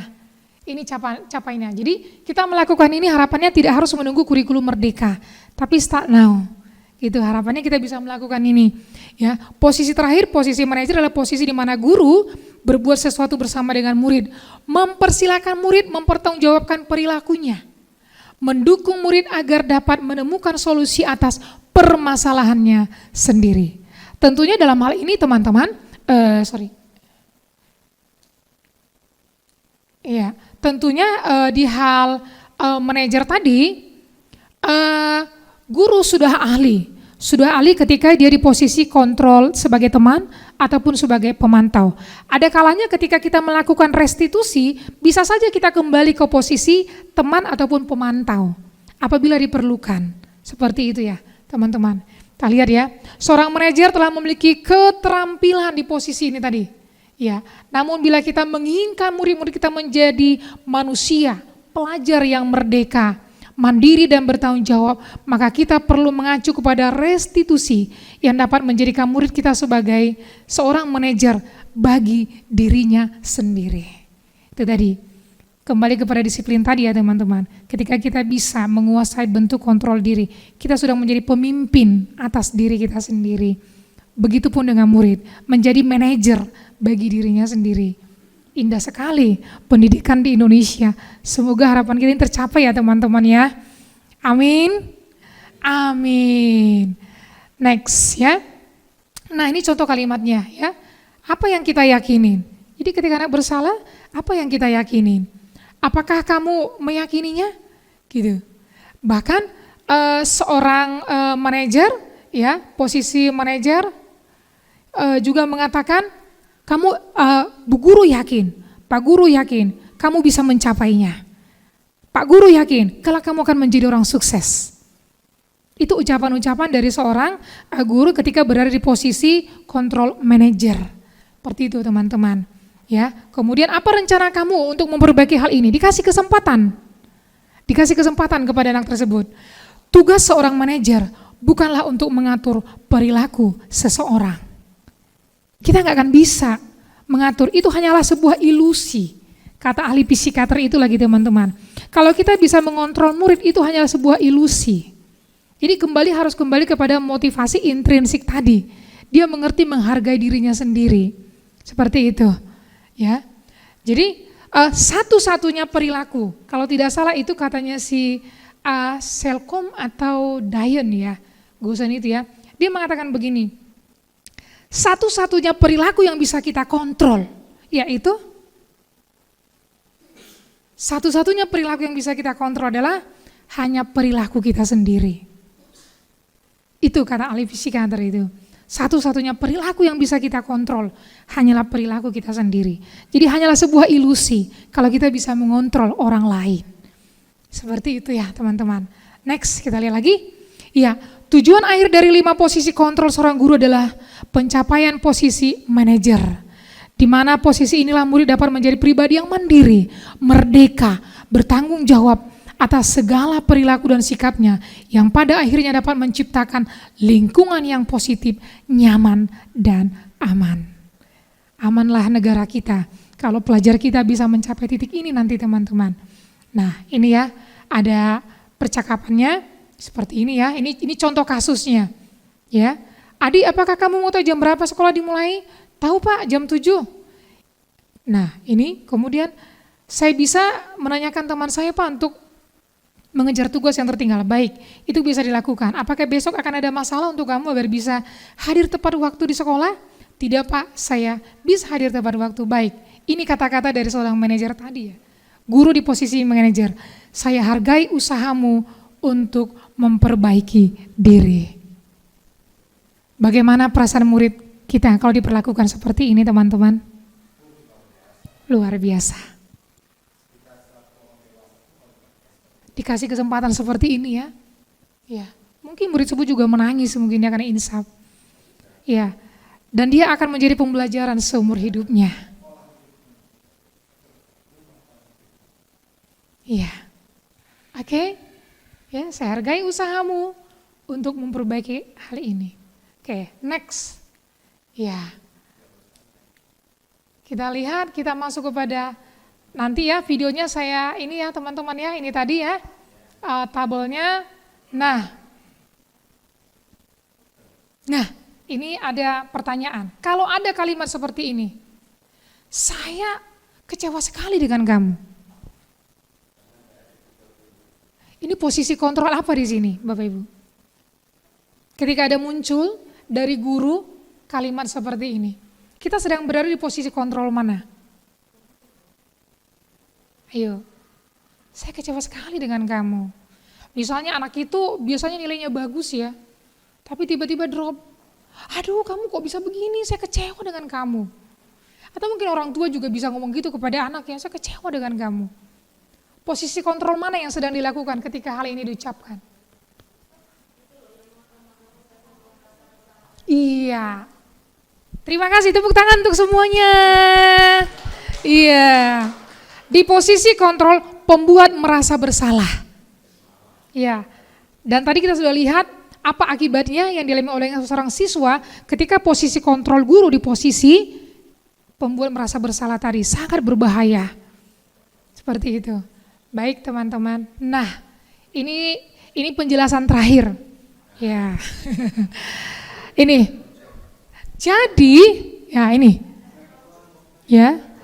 Ini si Gosen ini ya kita masuk kepada segitiga restitusi ya. Jadi segitiga restitusi ini adalah cara yang dilakukan ya untuk menerapkan budaya positif tadi. Langkah-langkahnya nanti ada. Ya, ini. Ini dia sudah merancang tahapan untuk guru, memudahkan guru dan orang tua untuk melakukan proses untuk menyiapkan anak-anaknya untuk melakukan restitusi. Masih ingat tadi restitusi ya teman-teman ya? Suatu proses atau keadaan yang diciptakan untuk memberikan kesempatan kepada murid memperbaiki kesalahannya. Sehingga dia nggak merasa dalam keadaan bersalah selama-lamanya. Tapi dia belajar dari kesalahan dan kembali ke kelompoknya dengan karakter yang lebih kuat lagi, menjadi pemenang. Seperti itu ya. Nah, cara untuk melakukan itu, Diana Gosen menemukan cara tentu berdasarkan hasil dari penelitian yang dilakukan oleh ahli psikiater juga itu William Glasser. Ya, dengan segitiga restitusi. Jadi langkah-langkahnya ini dia. Yang pertama menstabilkan dulu identitas si anak. Ya. Teori kontrolnya kita semua akan melakukan hal yang terbaik yang bisa kita lakukan. Ya mungkin masih agak bingung di sini teman-teman, nanti saya akan jelaskan lagi. Kemudian memvalidasi tindakan yang salah, kemudian menanyakan keyakinan. Kita lihat segitiganya dulu ya. Oke, nih. Kenapa yang pertama? Oke, sebelumnya dalam segitiga restitusi yang pertama itu adalah menstabilkan identitas, validasi tindakan yang salah kita validasi, kemudian puncaknya menanyakan keyakinan kelas. Jadi ketika anak kembali melakukan pelanggaran, kita ingatkan kembali keyakinan kelas tadi yang sudah disepakati. Gimana caranya? Melalui restitusi. Yang pertama, saya pertama-tama ketika membaca modul ini teman-teman gini, kok seolah-olah kita mengizinkan anak berbuat salah, kesannya. Tapi ternyata tidak. Di tahap menstabilkan masalah ini teman-teman. Ya, karena ketika melakukan restitusi, ya, ketika anak bersalah, kita akan tanyakan dulu, kita ajak diskusi dulu, ya. Kamu bukan satu-satunya yang pernah melakukan ini, misalnya kita panggil. Tempo hari juga saya sudah membuat kegiatan video ini melakukan restitusi teman-teman, gitu ya. Tempo hari ya, bulan lalu ya Pak Jimmy ya, yang melakukan take video ya. Saya juga mencoba melakukan aksi nyata langsung kepada murid, seperti itu ya. Kenapa menstabilkan masalah dulu? Jadi ketika anak misalnya bersalah, dia menyembunyikan kotak pensil temannya. Jadi kasus yang kita bawa itu menyembunyikan kotak pensil temannya, pemerannya berbeda, gitu ya. Ketika melakukan restitusi yang pertama itu akan saya panggil, kita panggil, lalu saya akan tanyakan dia, ada laporan bahwa kamu menyembunyikan kotak pensilmu, apakah itu benar? Si anak ini tidak menjawab, gitu ya, seolah mau berdalih, oke, gitu ya. Dia mulai tampak sedih, gitu ya. Lalu kembali saya katakan ini, ya. Kamu bukan satu-satunya yang pernah melakukan hal ini. Orang lain juga pernah bersalah. Bukan kamu aja yang pernah salah. Miss Nelly juga pernah salah. Kita menstabilkan di tahap yang pertama. Kenapa harus menstabilkan dulu? Ternyata teman-teman, menurut ahli psikiater ini, Dan berdasarkan penelitian mereka, pada saat orang di titik sedih atau titik emosional, ternyata di bagian otak ini nggak mampu berpikir rasional. Itu ternyata nggak bisa berpikir rasional. Oleh karena itu ketika kita emosi juga jangan mengambil keputusan ketika emosi. Tunggu, tenang dulu, calm down dulu. Itu alasannya. Jadi nggak kurcuk-kurcuk langsung dibuat begitu saja teman-teman. Ada yang mendasarin. Jadi ingatlah ketika anak kita melakukan pelanggaran, kita melakukan restitusi dulu. Yang pertama, menstabilkan masalah. Iya, apakah kamu benar melakukannya? Jangan langsung kita hakimin. Gitu. Semua orang pernah bersalah. Itu kita sedang menenangkan dia, menstabilkan otaknya. Seperti itu. Baru kita validasi. Kita validasi akan tindakannya. Lalu kita katakan lagi, adakah cara lebih efektif untuk mendapatkan apa yang kamu butuhkan? Kita tanya, ya menurut kamu ada nggak cara lain nak, untuk kamu bisa memiliki kotak pensil itu? Baru dia berpikir, oh iya ada Miss. Gimana caranya? Sebetulnya kalau aku ngomong ke Cece juga akan kasih. Sebetulnya ada cara. Seperti itu dari teman-teman. Artinya memang ada kebutuhan dasar yang tidak terpenuhi ketika dia melakukan perilaku yang negatif tadi. Dan di sini kita melakukan restitusi. Gitu. Ya, kita tanya, kamu tentu punya alasan melakukannya. Kamu punya alasan kamu kenapa melakukannya.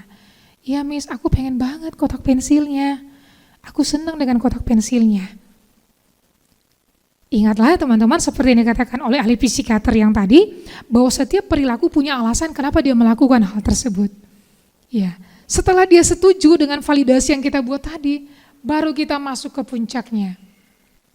Setelah otaknya tenang, dia udah mulai bisa berpikir rasional dengan dialog kita tadi. Jadi dari menstabilkan identitas, validasi, ini anak sedang kita ajak kooperatif untuk menyelesaikan masalah tadi.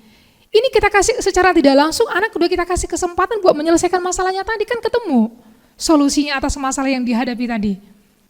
Kita ajak anak untuk kooperatif, gitu. Lalu kembali ke sini, tahapan sisi yang ketiga, menanyakan keyakinan kelas. Ya, keyakinan kelas apa yang telah kita sepakatin? Artinya teman-teman ini bisa dilakukan kalau sudah ada keyakinan nilai-nilai kelas tadi, gitu. Iya, dia akan menjawab, iya. Kita harus menghargai milik orang lain.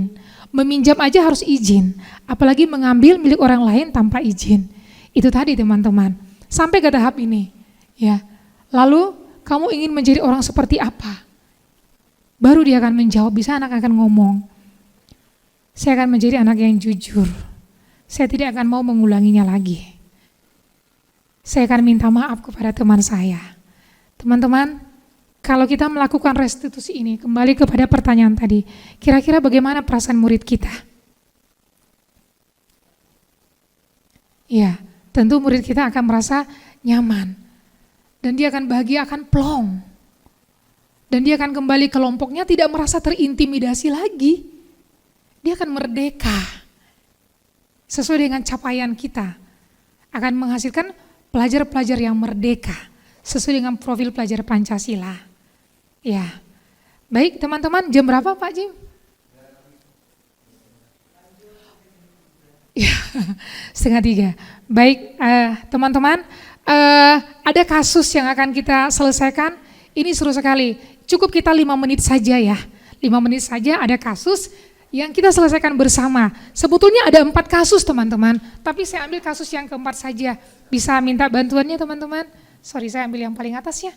Iya. Ya. Ini kasus yang mirip-mirip sekali terjadi di sekolah kita.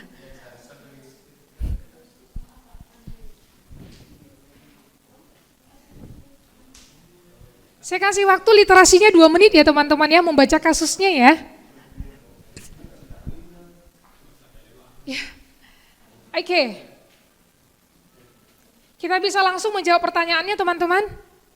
Oke, belum 2 menit ya. Oke, baik.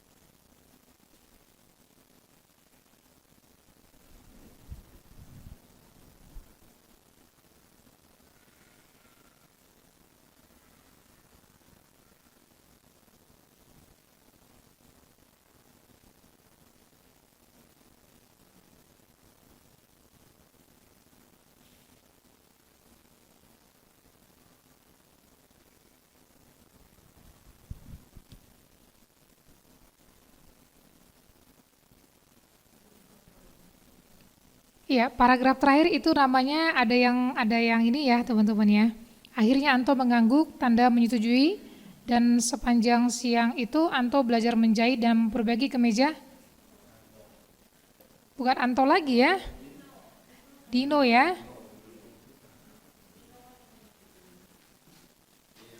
Iya, Dino yang menarik baju temannya ya. Iya.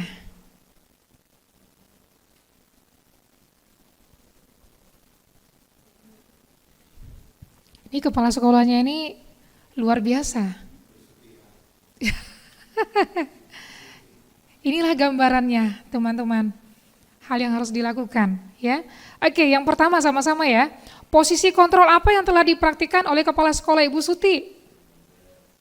Iya, posisi kontrol manajer. Tidak menghukum ya. Anak tadi walaupun melakukan kesalahan, dia bisa memperbaiki masalahnya ya. Dengan catatan guru menuntun, tidak dilepas sendiri, gitu ya. Oke, hal-hal apa yang dilakukan sehingga Anda berkesimpulan demikian? Apa? Hal-hal apa yang membuat kenapa kita menyimpulkan demikian? Iya.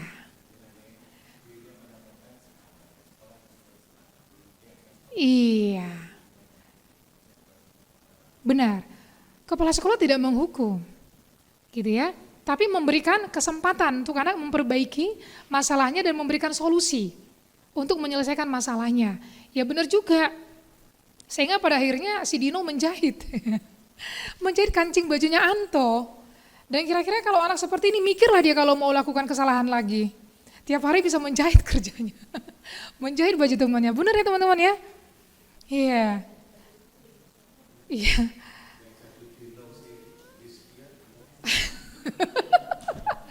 Berarti Bu Okta yang harus kerja keras Pak. Dan Bu Kris. Iya. Yang kedua, dalam kasus tersebut bagaimana Dino dikuatkan? Bagaimana Anto dikuatkan oleh Ibu Suti?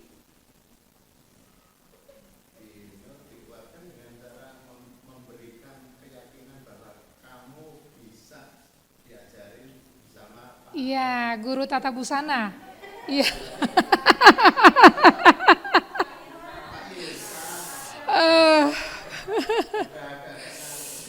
Iya. Iya, baik ya. Dan yang terakhir, kira-kira nilai kebajikan keyakinan sekolah apa yang dituju dalam kasus tersebut? Apa nilai kebajikan yang ditanamkan di situ, teman-teman?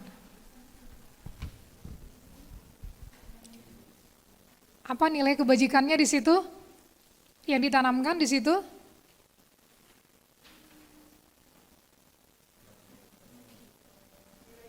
Nilai kebajikan apa?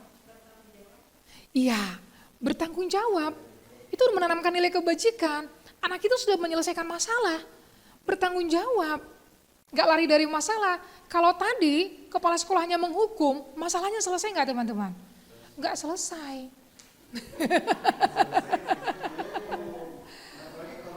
Iya, apalagi sampai kepala sekolahnya bilang, lari keliling lapangan, buka sepatu. Gak menyelesaikan masalah, anak itu akan bersalah seumur hidupnya. Gak akan selesai masalah. Iya.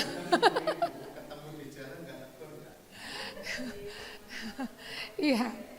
Jadi selesai permasalahannya dan menanamkan nilai kebajikan bertanggung jawab dan menghargai orang lain.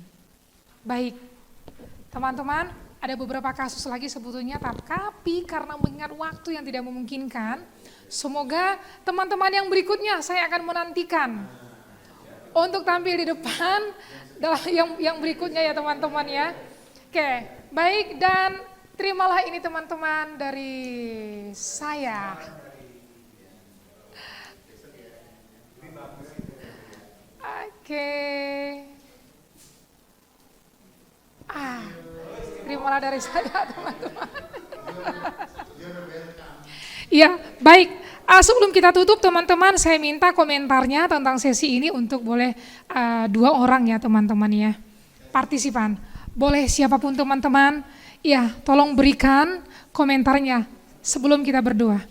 For this session, stand up in here please. Oke. Bisa nggak Pak? Iya, terima kasih Bu Nelly atas sesinya, atas materinya. Kalau saya bilang materi tentang apa ini tadi ya? Ya budaya positif. Kita sebagai pengajar, pendidik wajib menerapkannya kepada anak didik kita, peserta didik kita. Tapi alangkah lebih baiknya, akan lebih bagusnya kalau kita terapkan dulu ke sesama kita dulu gitu loh. Jadi kita bisa benar-benar merasakan positifnya, nilai-nilai positifnya apabila kita sudah berhasil menerapkan. Baru kita akan menularkan kepada anak-anak sesuai dengan pengalaman kita masing-masing.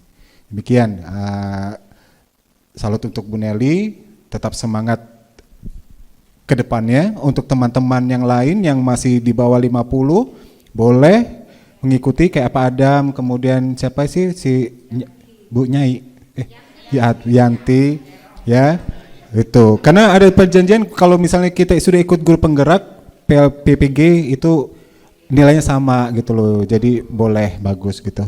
Terima kasih Bu Nelly, semangat. Terima kasih Mister. Once more, my friends. Oke, Bu Okta.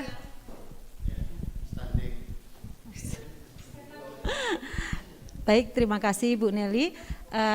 Tanggapan saya untuk sesi ini sangat bagus untuk terutama untuk pribadi saya, membuka pikiran saya bahwa ternyata saya juga banyak melakukan kesalahan dalam menangani setiap kasus yang ada di kelas.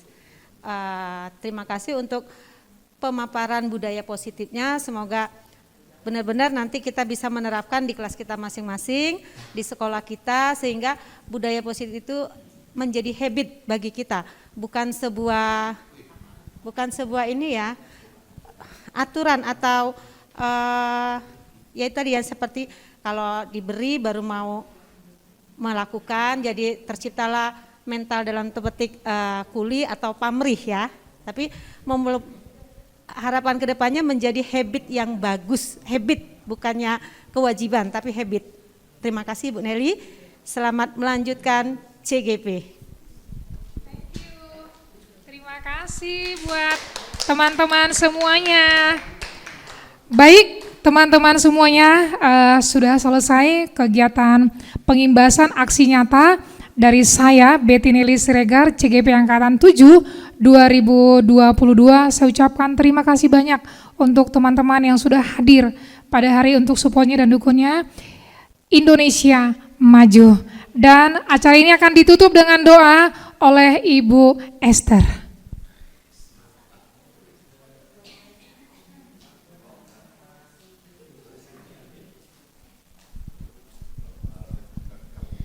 Mari Bapak Ibu kita bersatu di dalam doa. Bapa di surga, Bapa yang baik, terima kasih Tuhan kalau pada saat sore hari ini kami boleh mengikuti sesi dari CGP, yaitu yang sudah dipaparkan oleh Ibu Nelly Siregar mengenai budaya positif. Biarlah apa yang sudah kami dengar dapat kami lakukan kepada anak-anak didik kami dan juga kepada sesama kami. Bapa di surga, kalau sebentar lagi kami akan berpisah satu dengan yang lain dari tempat ini, biarlah Engkau terus memberkati kami, melindungi kami Tuhan di perjalanan hingga sampai di tempat rumah kami masing-masing dengan keadaan selamat. Bapa di surga, jam kami, waktu kami selanjutnya kami terus pertaruhkan hanya di dalam nama Tuhan Yesus Kristus. Dalam namamu kami berdoa dan bersyukur. Amin. Baik teman-teman, sampai jumpa. Selamat melakukan aksi nyata di kelas masing-masing. Tuhan memberkati.